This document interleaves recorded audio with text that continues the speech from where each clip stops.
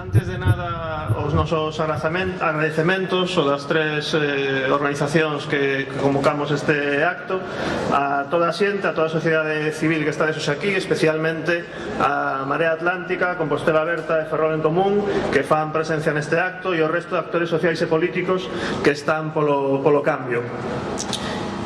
É un placer estar nesta Praza de Mazarelos, en Santiago de Compostela, que ven de constituirse hai ben poucos meses nunha desas partes dunha rede de cidades rebeldes por todo o Estado.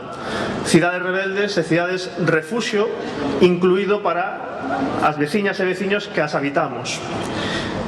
Cidades refuxio porque as necesidades desa cidadanía, de nós, da sociedade en xeral, teñen agora voz dende gobernos do cambio.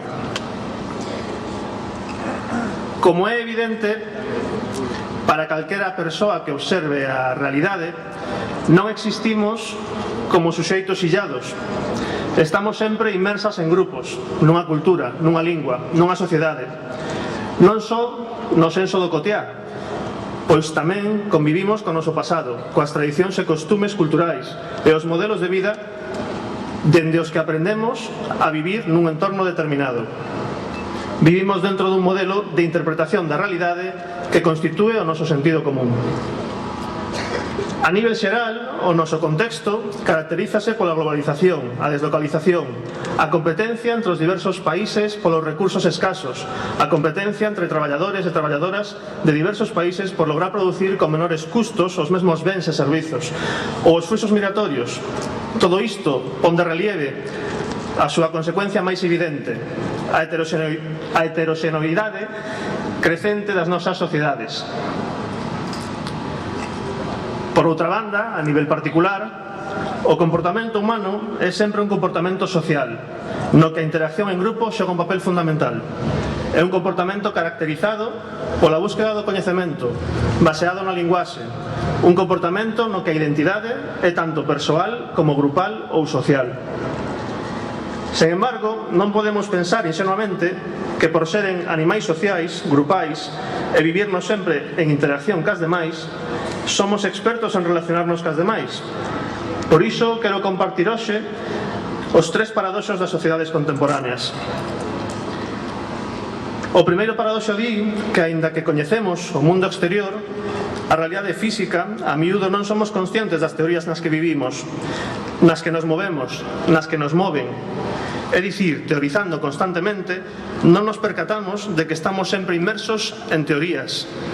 E por iso lanzamos un reto e dicimos, como dicía o filósofo, atrévete a saber. Libérate da tradición e analiza a realidade social e a estructura de poder na que te atopas. O segundo destes paradoxos pode denominarse o mito do individualismo. Entendémonos como seres autónomos e individuais, cando nos atopamos de antemán inmersas en estruturas sociais. Somos individuos, mais somos animais sociais antes que individuos. En certo senso, cada unha de nós afronta soa a súa propia vida, mais tamén é certo que donde primeiro intre esta vida é social, está definida polas outras, e que sen a mirada das demais, sen a linguaxe, sen o conxunto de expectativas e metas que son sempre sociais, non podemos entender a nosa identidade. Polo tanto, é imposible identificarnos con esas explicacións individualistas que non toman en consideración a nosa realidade social. Rexeitamos o individualismo, rexeitamos o neoliberalismo, para os que os procesos de exclusión social convírtense en trayectorias escollidas persoalmente e proxectan a culpabilidade do individuo sen ter en conta, por exemplo, os factores estruturais que impiden a mobilidade social ascendente. O terceiro paradoxo que quero compartir di que somos seres racionais, mas non cultivamos as relacións sociais. Nun contexto definido polo individualismo, a procura do beneficio e a experimentación individual, non queda case espazo para o cultivo das relacións persoais orientadas á realización persoal. Ese discurso neoliberal que o impregna todo e onde todo aquilo relacionado coa interacción cas outras é estigmatizado, ese discurso que pretende que esquezamos. Mais algunhas non esquecemos que as emocións, o coñecemento e a realización persoal teñen que ver necesariamente coa interacción cas demais. Unha interacción que non definimos en termos de control ou dominio, senón de amizade, de complicidade, de xenerosidade, de confluencia. Estamos ante un momento político histórico. Estamos a 80 días dunha oportunidade histórica. A escena política nos últimos tempos está chea de pasos adiante no camiño da unidade popular e cidadá que se ven facendo. A nova Irmandade Nacionalista, Esquerda Unida e Podemos Galicia vimos de dar un novo paso nese camiño sempre complexo, onde vontade, xenerosidade e desexo común dunha verdadeira unidade popular e cidadá priman por riba de todo. Acordamos afondar nun proceso de confluencia social e política que impulse en Galicia unha candidatura para as inminentes eleccións xerais. Un proceso aberto a todos aqueles espazos e actores do cambio que comparten metodoloxías e obxectivos políticos. Un pasiño máis na conformación dun amplo e plural espazo de cambio político que tivo como punto clave de referencia os espazos de confluencia que mudaron o panorama de moitos concellos galegos e o resto do Estado o pasado 24 de maio. O punto clave que forma parte dun proceso agregador de acumulación de forzas que busca devolver ás institucións municipais, estatais e galegas á cidadanía. E sabemos que para gañar é preciso sumar vontades, persoas e espazos sociais e políticos. Para gañar é necesario ser ferramenta da sociedade e non dunha parte dela. Por iso, para a Nova, Esquerda Unida e Podemos Galicia, o obxectivo é construir unha candidatura galega para xerais que permita que estean presentes os diferentes actores que levan tempo traballando pola unidade popular. Dende a cidadanía ata os actores que conformaron espazos de confluencia como Marea Atlántica, Compostela Aberta, Ferrol en Común e outras moitas no resto do país, que son unha auténtica referencia de todos estes procesos de cambio aglutinadores. Este acordo ten vocación de apertura e inclusión para todos os actores sociais e políticos que teñan a vontade de sumarse e sumar ao proceso de unidade popular que xa está en marcha. Hoxe só damos un paso máis. Quedarán moitos outros nun camiño de unidade e de confluencia. Moitas grazas.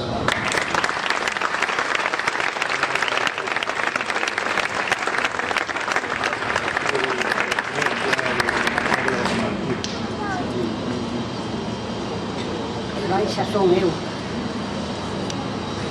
Mirade, dicía Albert Camus que o outono era unha segunda primavera.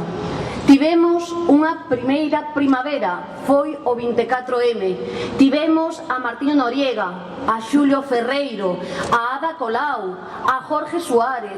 Tivemos a Manuela Carmena. Tivemos candidaturas de unidade popular neste país que puxeron a tremer a este réximen. Hoxe damos un paso máis. Camus tiña razón. O outono tamén é unha peza para transformar e nesas andamos. E é unha peza para transformar porque, mirade, os tempos non soamente son chegados, sino que a situación é dramática, porque, como temos dito, vivimos en situación de emerxencia social, porque, como estamos dicindo, vivimos en condicións indignas, porque non é lexítimo que haxa homes e mulleres que pasan fame, porque non é lexítimo que haxa homes e mulleres, nenos e nenas que non podan facer 3 comidas ao día, porque non é lexítimo que teñamos un goberno cheo de corrupción que aínda non teña dimitido, porque non nos valen os ratos, porque non nos vale Feijóo, porque non nos vale a corrupción, porque están saqueando o público e nós estamos aquí, os homes e mulleres da confluencia, para sacar a mafia das institucións, porque son nosas, porque o público é noso, é voso, de todas e de todos nós, porque pagamos impostos para isto, para que teñamos sanidade de calidade, para que teñamos educación de calidade. E mirade, chegamos ata aquí porque fomos acumulando forzas, chegamos ata aquí porque primeiro estivemos nas rúas cos universitarios que pelearon contra o 3+2 de Ebert, estivemos nas rúas cos traballadores e as traballadoras do sector naval. Estivemos nas rúas cos gandeiros e coas gandeiras deste país.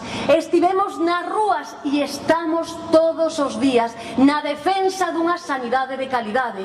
E estivemos nas rúas as mulleres dicindo que xa estamos fartas de que xoguen co noso corpo, que estamos fartas de igrexas patriarcais, que non queremos o que están a facer con nós.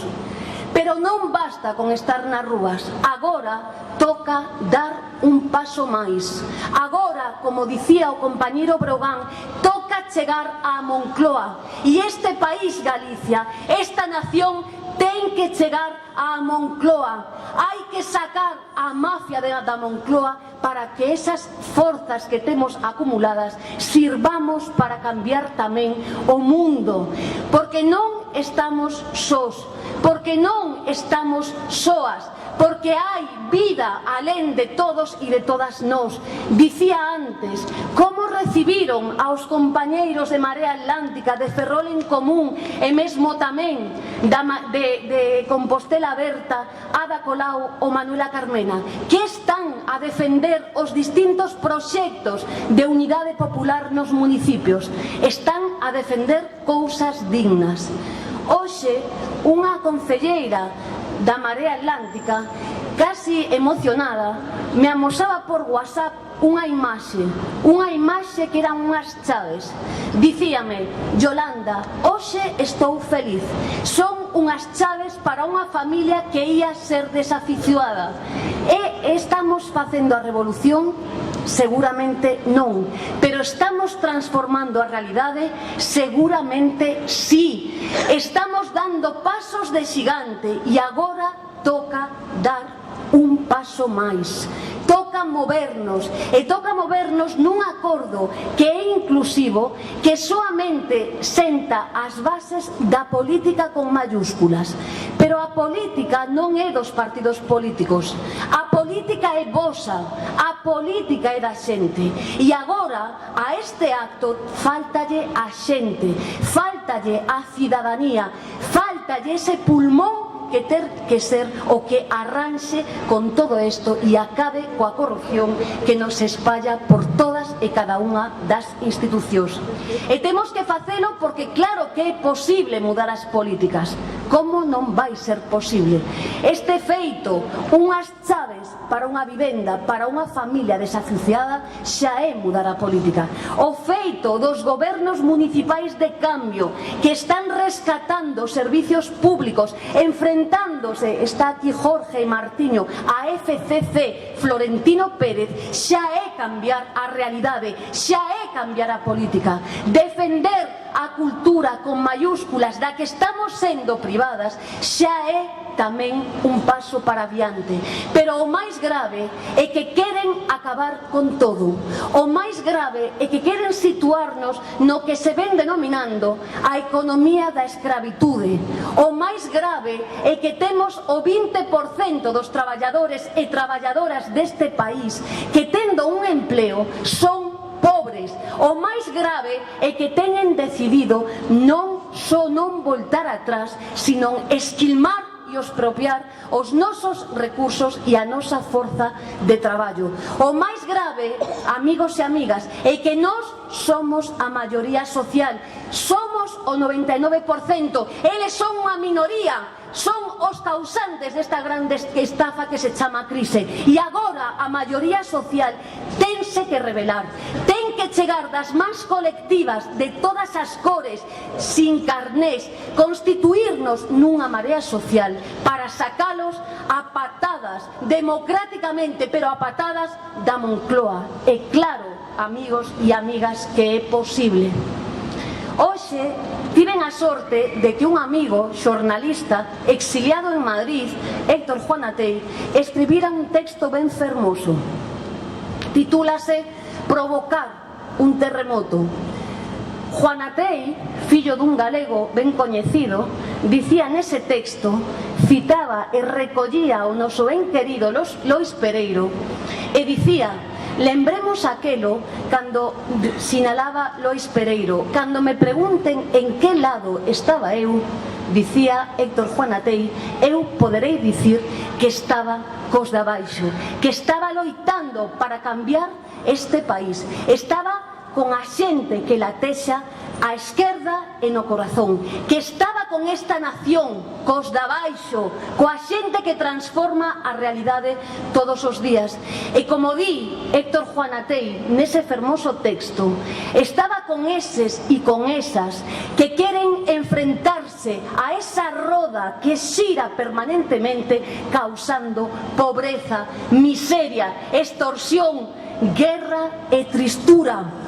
Nós temos a ferramenta do cambio. Non se trata de alternar, non se trata de alternar. Trátase de cambiar dende a base. Trátase de transmitir que somos pobo e que imos ir a Moncloa a camiñar como pobo. Trátase de dar esperanza en termos de Benjamin. Trátase de que tezamos redes entre todos e todas nós para transmitir que, como sempre na historia, foi posible. Remato xa. Este acordo non é para nós. Este acordo é para vós. Con todo o cariño vos lo deixamos. Agora, con este acordo, a ciudadanía ten que construir, destruir, quitar, poñer, enmendar e coser si fai falla. É voso, e como é voso, emplazámosvos para que con nós empecemos a construir o cambio. Si vos queredes, ese cambio será posible. Somos quen? Adiante.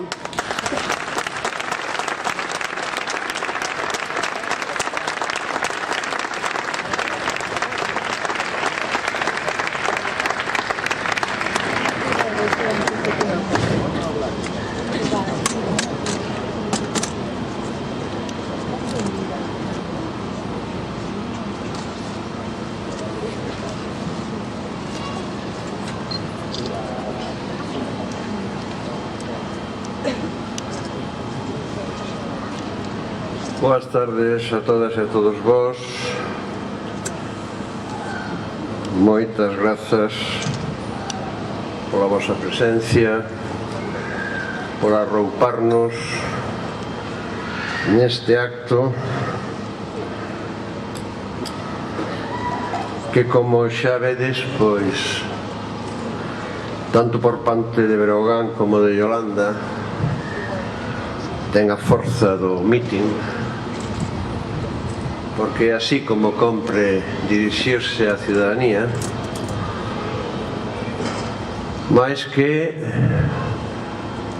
no contido, no sustrato profundo, o que fundamentalmente é un acto de reflexión compartida, porque por unha banda este acto que pretende darvos a coñecer a vós todos e todas e aos medios de comunicación un documento que foi ou é o resultado de un longo proceso de interlocución, diálogo sobre aquilo que compre facer en primeiro lugar para promover calquer caste de alternativa político-electoral. Consiste en que nós o que fixemos foi modificar, mudar, darlle a volta a dinámica que en principio a raíz das municipais, dos desenlaces municipais, comezaba a ser máis visível, polo menos, e que deu lugar a que o alcalde de Compostela, recén eleito, Martiño Noriega, dixera esa cousa tan sinxela pero absolutamente lúcida de que non se pode comezar a construir unha casa polo tellado. Para poder lograr unha confluencia non só entre organizacións políticas formalmente existentes coas súas estruturas orgánicas,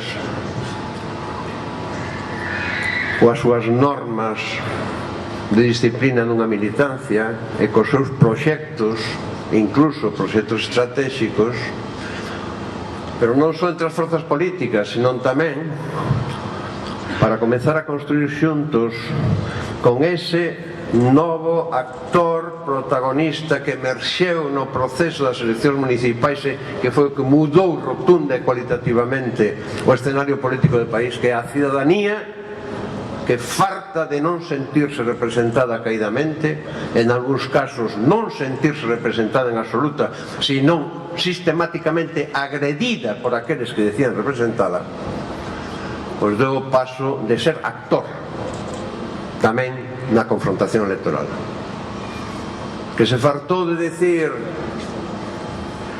a ver quen pode votar,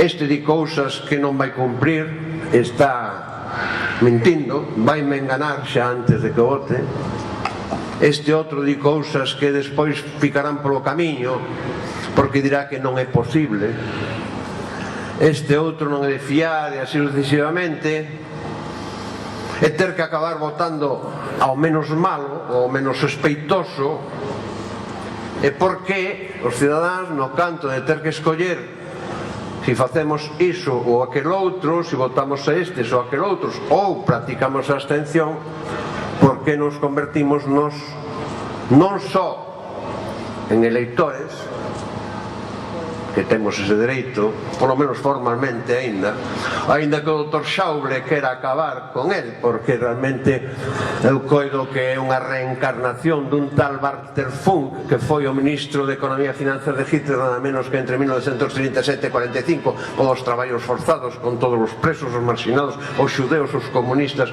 os ciganos, etc., etc. E non só, polo tanto, sermos electores, senón elexíveis. E iso foi o que mudou todo. E a interlocución con eses espacios emerxentes que foron os que romperon o mapa político municipal na Galiza, que foron os que deron lugar a que, cando despois das municipais se puño o exemplo de Guañé en Barcelona, o exemplo de ahora Madrid, o exemplo de Cádiz, por suposto, e algún máis, como exemplos de emerxencia, pero en Cataluña era ese e outro máis, en toda Castela era Madrid e punto, en Galiza eran as tres grandes marés que derrotaron ao PP ali onde estaban os seus castelos rochedos máis fortes, onde decían que iban durar eternamente se cadran 1000 anos como o terceiro Reich de Adolf Hitler. E a infantería cidadán, por primeira vez en moitos anos, derrotou a brunete mediática. Foron bombardeados e bombardeadas, foron ametrallados e metralladas, foron difamados,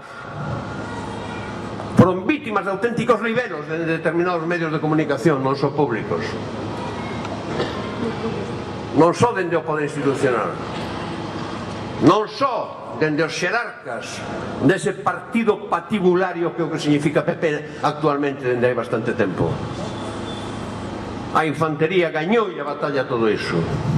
E naturalmente, como lle gañou a batalla, ao día seguinte había que empezar a acosalos, poñerse todos de acordo para impedir que non tan siquiera se puidese no primeiro pleno aprobar as consignacións orzamentarias para pagar o traballo dos electos que se autorreduciron o soldo anteriores dos anteriores a menos da mitade.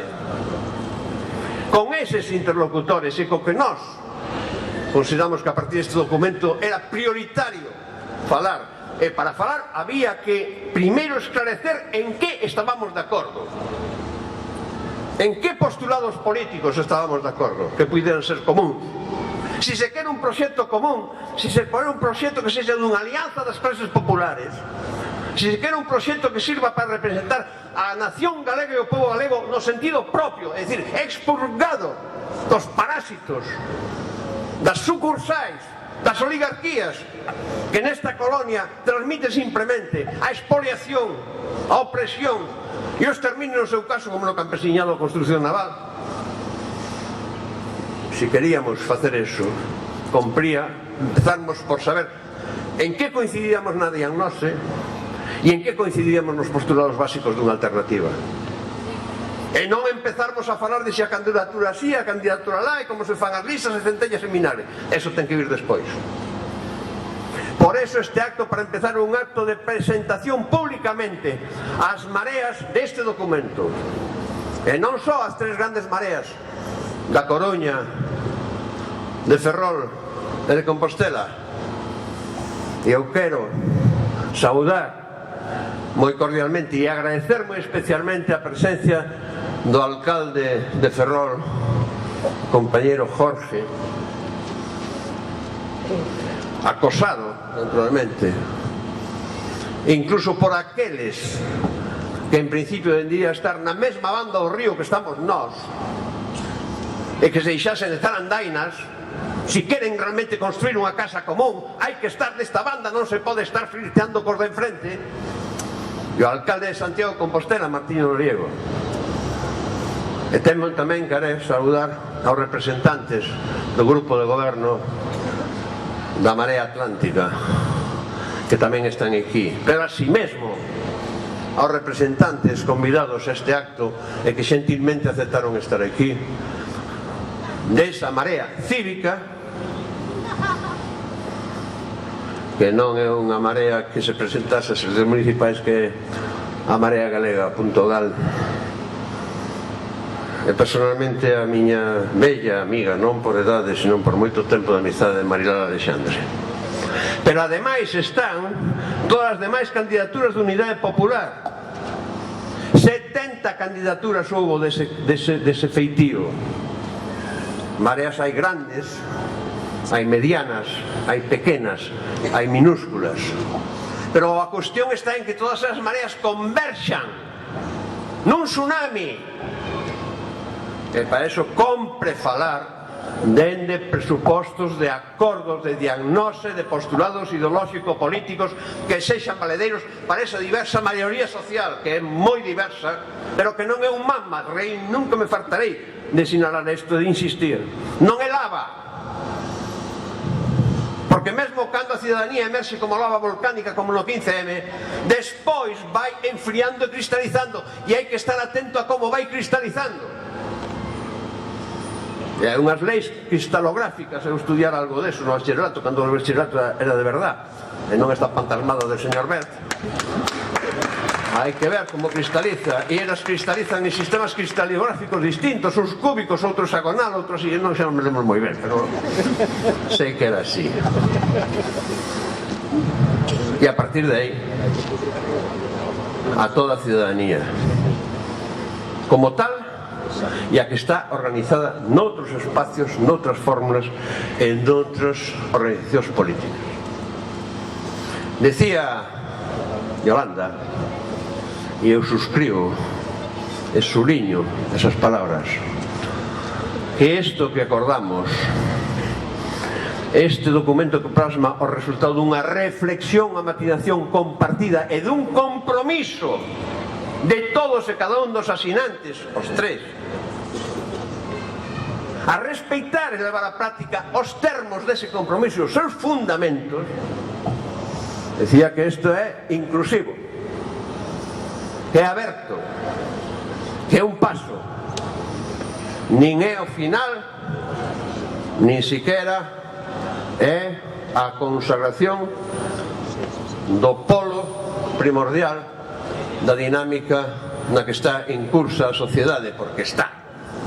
Porque o proceso de unidade popular está en curso, non está a nacer.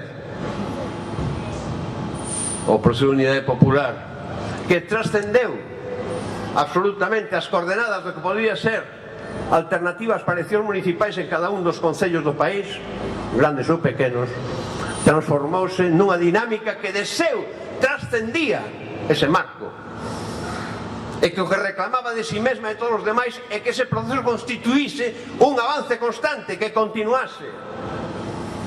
Non esquezo, inmediatamente despois das eleccións, as declaracións coincidentes, a veces as entrevistas compartidas, a veces as entrevistas feitas un a outro, por exemplo, en praza pública, o extraordinario labor que fixo ese medio neses días, en esas semanas, entre os alcaldes de Compostela, Martiño Noriega,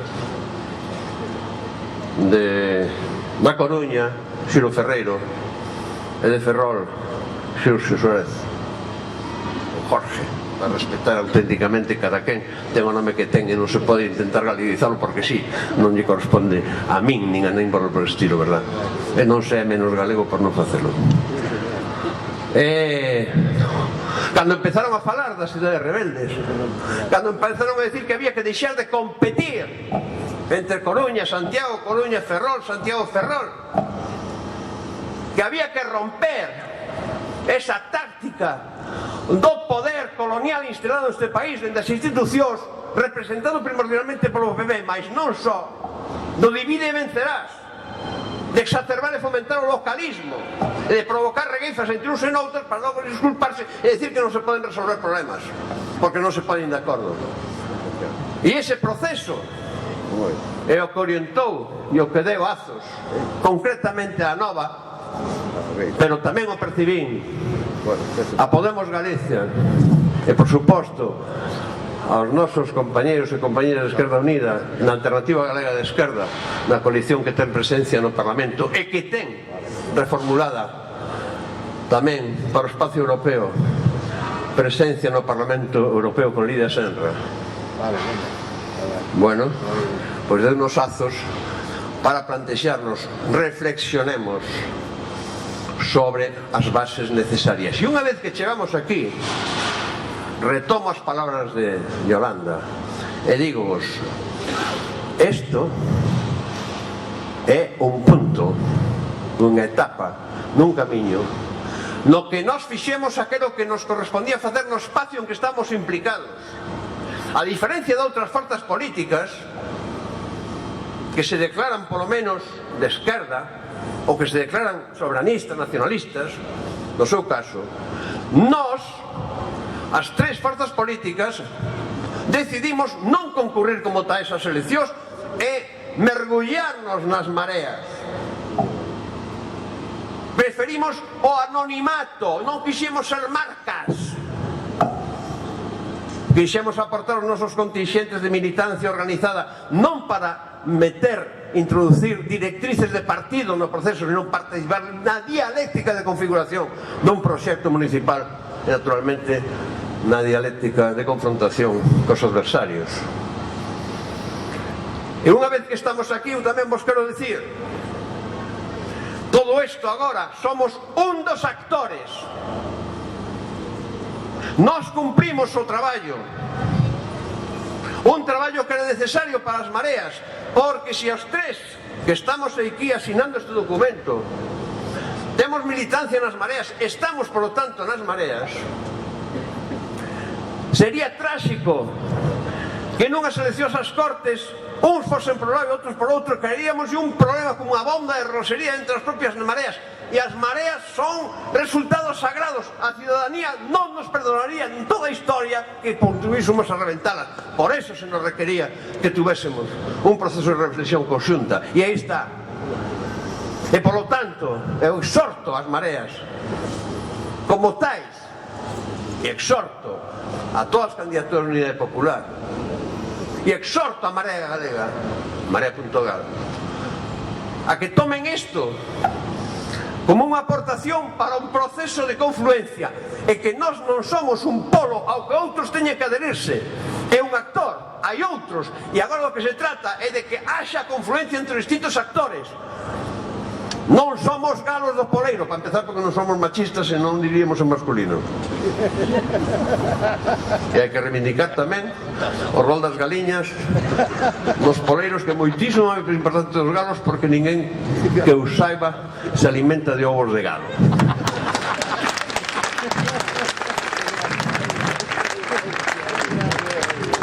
Non me dei conta de que teño que ter cuidado que non tome iso como que lle atribúa ao xénero femenino a función reproductora, claro.